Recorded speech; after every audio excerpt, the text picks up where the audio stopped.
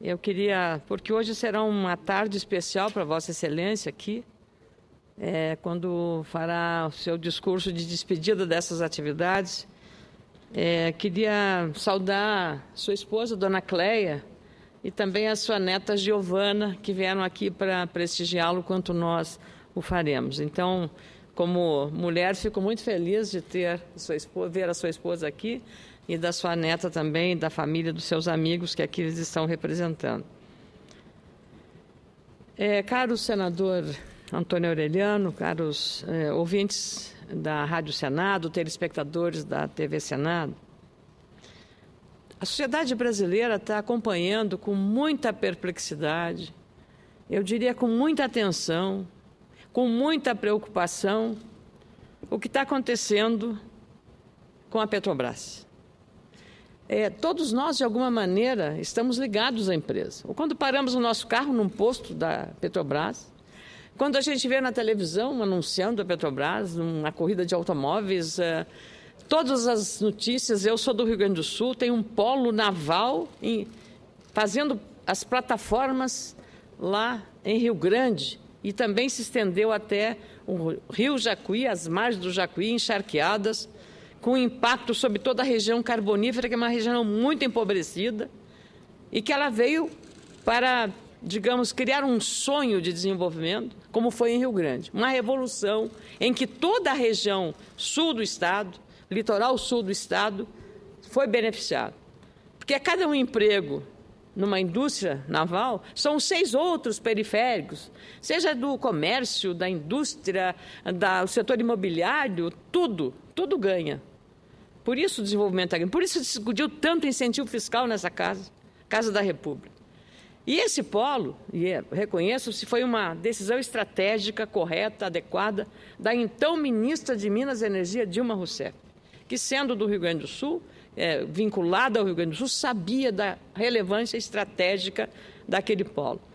Lembro também, e aí o reconhecimento, a verdade é escancarada, a gente tem que fazê-la, que foi Lula que disse que a indústria naval tinha que ser nacionalizada, nossa indústria naval. Também uma decisão relevante, muito importante. Mas o que está acontecendo hoje com a Petrobras está afundando aquele sonho, matando aquele sonho de tanta gente, milhares de trabalhadores da indústria naval. Então, não é só um impacto político, institucional, de repercussão internacional, lamentavelmente, porque a empresa está sendo investigada também em outros países, onde os seus papéis, como nos Estados Unidos, têm uma expressão grande na Bolsa de Nova York, e lá as autoridades são muito ciosas do cumprimento da lei e da aplicação das penas dela decorrentes, quando há irregularidade, para preservar o direito dos acionistas minoritários, de todos, mas especialmente os minoritários, que são os menos protegidos. Então, tudo o que está acontecendo hoje e causa e provoca no cidadão brasileiro uma grande apreensão. Eu diria até uma grande tristeza. Eu recebi um telefonema de uma servidora da Petrobras do Rio de Janeiro, porque eu havia feito um pronunciamento e ela ligou para me agradecer porque eu tenha falado e referido e reafirmado o interesse de preservar essa empresa genuinamente nacional, uma empresa que é um orgulho nosso, brasileiro, um patrimônio dos brasileiros.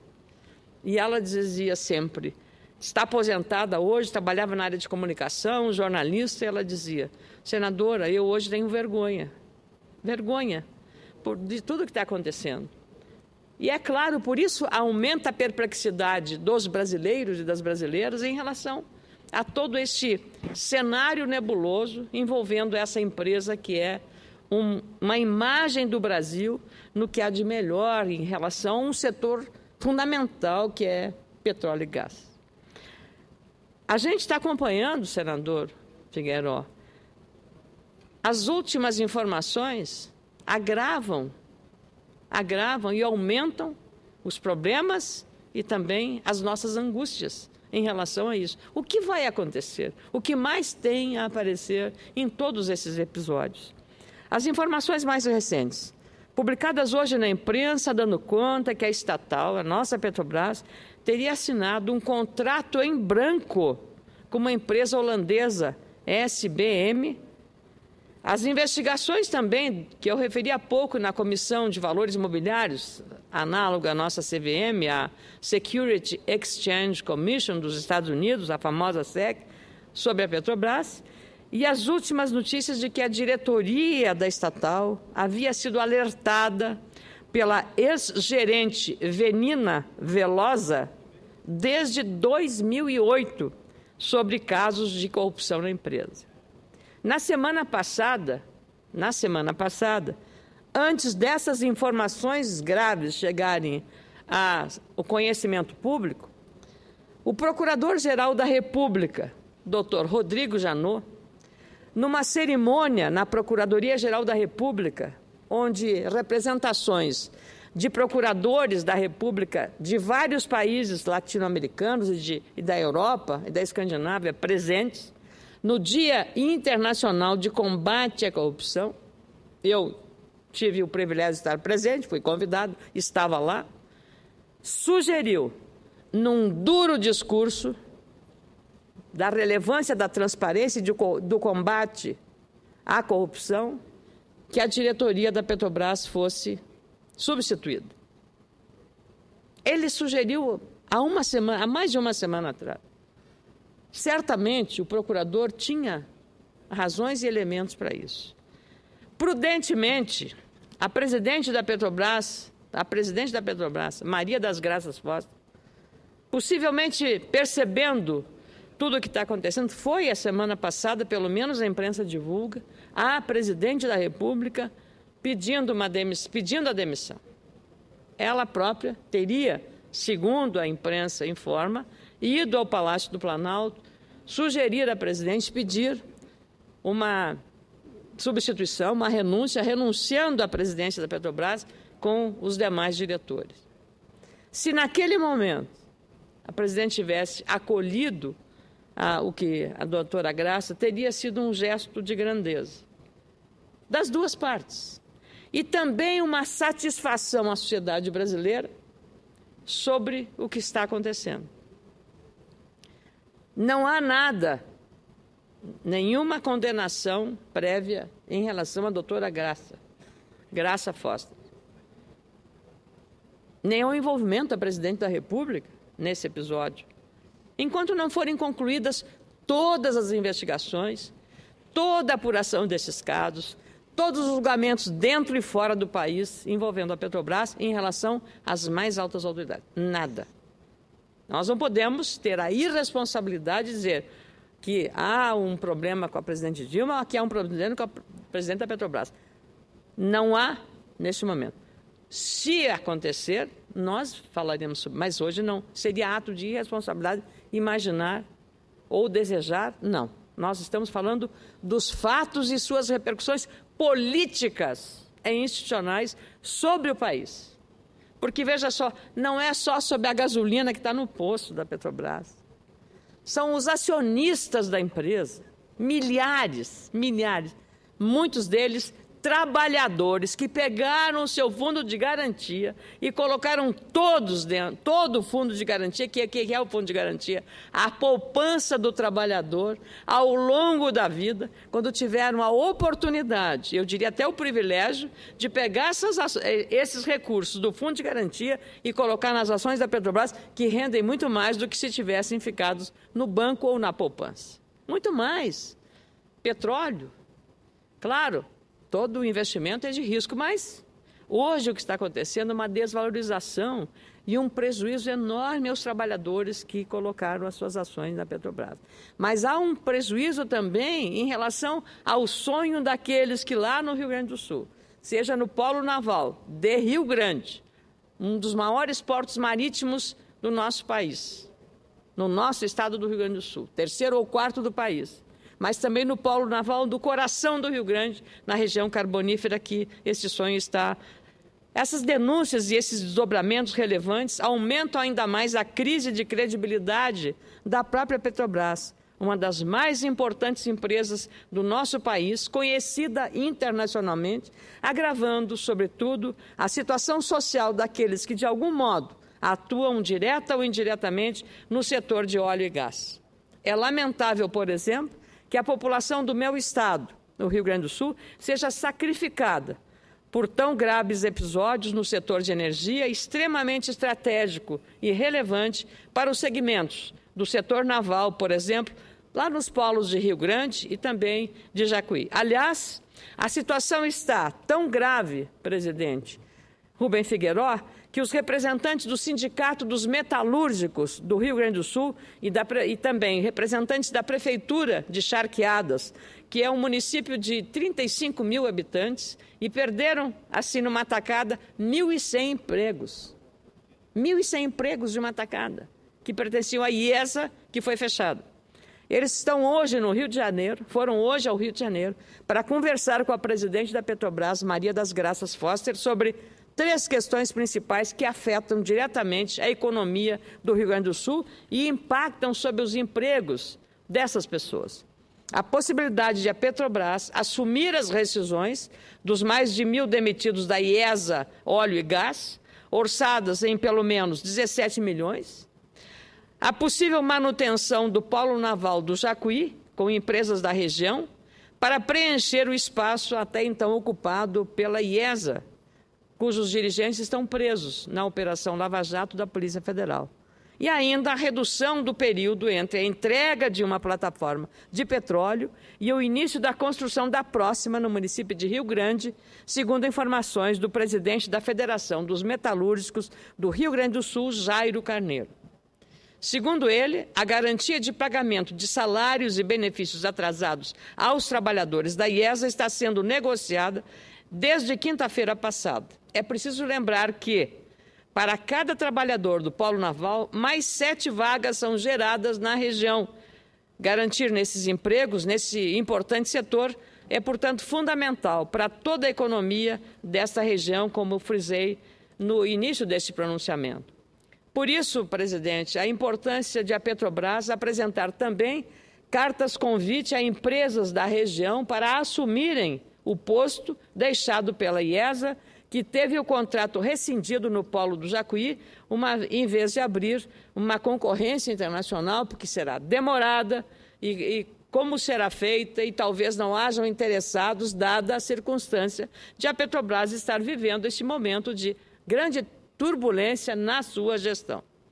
Como destaquei na semana passada, aqui neste plenário, no fim de novembro, cerca de 1.100 trabalhadores da IESA foram demitidos e ficaram com salários atrasados e sem pagamento das respectivas rescisões. Na época das demissões, a empresa afirmou que o motivo foi a rescisão do contrato pela Petrobras, cancelando a licitação de 800 milhões de dólares vencida pela empresa IESA para produzir módulos de plataformas lá em Charqueadas. A IESA entrou em crise financeira e, claro, não pôde cumprir o contrato. A diretoria negou que os desligamentos tenham relação com a Operação Lava Jato.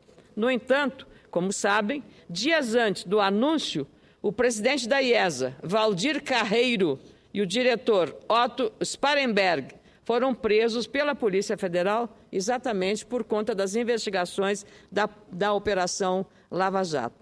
O grupo Inepar, dono da IESA, está, por isso, em recuperação judicial. É preciso, no caso de Rio Grande, minimizar os transtornos gerados pelos ciclos de demissão, seguida de recontratação de metalúrgicos que constroem plataformas para a Petrobras. Esses ajustes permitiriam reduzir o hiato entre um empreendimento e outro para que os trabalhadores possam ter mais estabilidade na função. Claro, mais segurança e mais certeza do presente e do futuro. Hoje, esses sentimentos não existem. Muitos desses profissionais são obrigados a voltar para casa, alguns, inclusive para estados do Nordeste, por não ter como sobreviver e pagar as contas entre a entrega de uma plataforma e a encomenda da próxima plataforma. Na semana passada, a saída da P-66 em direção ao Rio de Janeiro desempregou, por exemplo, 3 mil pessoas. Não é pouca coisa, senador Rubem Figueiredo. Desestabilizado, o mercado de trabalho em Rio Grande, maior porto marítimo no Rio Grande do Sul e um dos maiores do país, só deve se normalizar provavelmente, segundo estimativas, em março ou abril. Como se não bastasse, as denúncias de corrupção e os processos na justiça sobre a Petrobras têm prejudicado todos os brasileiros que investiram as ações na empresa. A Petrobras já perdeu 1/3 do valor de mercado neste ano de 2014. Recentemente, tanto as ações preferenciais, as chamadas PNs, quanto as ordinárias, ON, têm caído em mais de 4% na Bolsa de Valores de São Paulo, e os investidores estão fugindo desses papéis com medo de que as indenizações cobradas nos tribunais sejam altas demais e pressionem o enfraquecimento de caixa e, portanto, a lucratividade da empresa. O acionista quer que ela vá bem para ter e compartilhar com esses resultados. Não é o que o está sinalizando a situação da contabilidade, até que uma consultora internacional não quis assinar o balanço da Petrobras.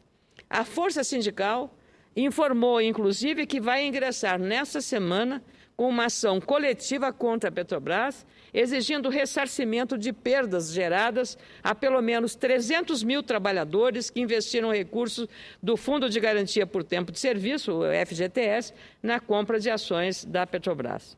O presidente da Central, Miguel Torres, informou que técnicos da Central vão calcular as perdas aos acionistas decorrentes da corrupção na petroleira, que excedem ao risco próprio do mercado de capitais, seguindo os argumentos dos investidores norte-americanos. Ou seja, há sempre uma referência a ser seguida para fazer cálculos de prejuízos. Para agravar ainda mais a situação, a Petrobras planeja captar 45 bilhões de reais no mercado no ano que vem, para levar adiante o seu ambicioso plano de investimentos no pré-sal. A intenção é levantar 70% do valor no primeiro trimestre, período em que normalmente se faz um esforço grande para vender títulos de dívida a investidores estrangeiros. As atuais condições, entretanto, tornam essa tarefa difícil e bastante cara, porque esse mercado vive de credibilidade, de confiança. E esses dois sentimentos não estão presentes, pelo menos no mapa e no radar dos investidores, seja aqui dentro, seja lá fora. Até agora, pelo menos, 6 grupos de investidores protocolaram ações civis públicas contra a estatal somente nos Estados Unidos. 2 escritórios de advocacia, um norte-americano e outro brasileiro, representam acionistas que compraram papéis da Petrobras na Bolsa de Nova York, os chamados ADRs, de maio de 2010 a novembro de 2014. Ambos sugerem que qualquer investidor, pessoa física ou jurídica que tenha comprado o título, se juntem ao processo, o que pode levar a indenizações bilionárias. O prazo para essa adesão é 6 de fevereiro próximo. Com a imagem bastante arranhada e correndo o risco de pagar bilhões aos investidores lesados pela falta de informações claras, pela falta de transparência, pelos enormes equívocos de gestão, de governança, não resta muita alternativa à Petrobras nessa caminhada pela capitalização. O mercado financeiro internacional está fechado para a empresa, que ainda não publicou o balanço do terceiro trimestre. Os especialistas no mercado de energia dizem que está cada vez mais difícil para a Petrobras investir agora. Terá, por isso, que rever investimentos e apelar para a venda de novas ações. Portanto, a situação merece total atenção do governo. O custo social das denúncias envolvendo a Petrobras está elevadíssimo e as soluções precisam da solução na hora certa. Mas o custo político, no meu entendimento, não é menos grave do que o custo social em relação ao desemprego. Por isso se espera que a presidenta Dilma Rousseff, que na semana passada não aceitou o pedido de demissão feito por Graça Foster, o faça agora não para atender, eventualmente, sugestões da oposição, nem tampouco à recomendação do procurador Rodrigo Janot. Mas entenda essa como uma saída para evitar e impedir a sangria que está consumindo a Petrobras. A figura usada até pelo procurador foi de um incêndio, né? A corrupção é como um incêndio que vai comendo e destruindo esse patrimônio fantástico. Então, essa sangria só será estancada na hora em que a presidente não precisa nem estar dando satisfação, mas à sociedade brasileira, aos milhares de funcionários da Petrobras, que é um patrimônio nacional, precisa e deve ser preservado. E aqui estaremos, eu digo, todos os senadores, atentos e vigilantes, nesse esforço e nesse compromisso de defender as empresas. Eu, com muita alegria, concedo a parte ao senador Antônio Aureliano, até porque, quando estava falando, olhando por Vossa Excelência, lembrava do seu pai, que foi ministro de Minas e Energia, e tinha com esta área, não só pela sua especialidade, mas tinha também um enorme compromisso na defesa do interesse nacional. Era, sobretudo, um nacionalista. Com muita alegria, concedo a parte a Vossa Excelência. Muito obrigado, senadora Ana Amélia, essa brilhante representante do Rio Grande do Sul. E a colocação de Vossa Excelência é de uma clareza. Aqui não cabe questionamento de governo ou oposição. Vossa Excelência está cumprindo o sentimento mais correto que um parlamentar pode ter em relação ao seu país. É mostrar o caminho a ser seguido. Nunca na história do país uma presidente da República esteve...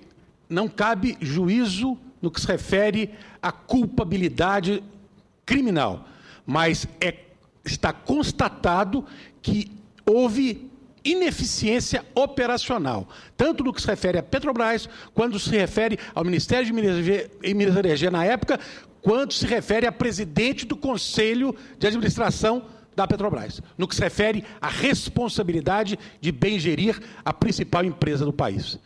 Então, Vossa Excelência conduz de forma clara, está mostrando a oportunidade única de quê? De que, se uma presidente de uma empresa não está indo bem, cabe à presidência da República, realmente, em benefício do país como um todo, retirá-la. Isso é uma coisa absolutamente normal, não é questão de fazer vontade da oposição ou fazer vontade do governo. Por isso que Vossa Excelência coloca de uma maneira tão clara, e Vossa Excelência que tem a responsabilidade, e com certeza, os gaúchos, se não foi agora, no futuro, com certeza, será governadora do Rio Grande do Sul, e, como aqui uma grande senadora que fará muito pelo Estado do Rio Grande do Sul. Mas, particularmente, nesse momento, Vossa Excelência mostra o rumo a ser dado. E eu tenho certeza que, depois desse discurso que Vossa Excelência está fazendo aqui hoje, nesta casa, nós teremos notícias ainda até o final dessa semana. Meus parabéns pela responsabilidade que a senhora tem com esse parlamento, como eu diria, com absoluta tranquilidade, uma das grandes senadoras, incluindo todos os senadores da nossa República, que, graças a Deus, nós temos para honrar o nosso parlamento e o nosso país. Muito obrigada. Fico honrada com as suas referências, senador Antônio Aureliano. E eu penso que é a forma do equilíbrio, e dizem que a virtude está no meio, né? Não se trata de reconhecer virtudes nessa iniciativa de independência, mas eu penso que é o senso comum. E o senso comum nos dá esse caminho. É pelo senso comum que eu costumo trilhar os meus passos. E é o senso comum que me leva a dizer e a entender que não dê ouvidos nem à oposição, ao procurador, a quem quer que seja, mas dê ouvidos à nação. A nação que uma palavra da presidente neste momento fará a diferença. Fará a diferença. E nós aqui estaremos aplaudindo a iniciativa de fazer aquilo que a política está recomendando. Porque isso poderá ser um sinalizador. A política é feita de gestos, de iniciativas, de atitudes, de comportamento.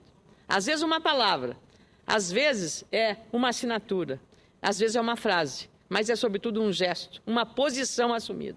E a presidente Dilma que tem essa grande responsabilidade nesse momento de corresponder ao que a sociedade brasileira está aguardando dela. Não entramos no mérito, nada, sob juízo de valor, mas exatamente avaliando que as coisas não estão bem na Petrobras, não estão bem. E como não estão bem, do ponto de vista da gestão, do ponto de vista da transparência, porque agora estão aflorando as questões relacionadas, informações de que foram alertados os dirigentes de que havia problemas, informações de que contratos em branco assinados numa empresa deste porte, de fato, são inaceitáveis. Então, eu agradeço imensamente a Vossa Excelência e agradeço ao senador que daqui a pouco estará usando a palavra. E queria só, para terminar, fazer uma referência que me deixou bastante, eu diria assim, muito honrada. É uma publicação, Carta Polis, que trata de avaliação e traz até Nunca Tantos Lutaram Contra a Corrupção. Falando sobre isso. Primeiro que é o tema de capa da revista Carta Polis, cujo editor-chefe é Leonardo Mota Neto, um jornalista brilhante. Mas o que mais me tocou foi de que essa revista traz os 10 destaques do ano da política brasileira.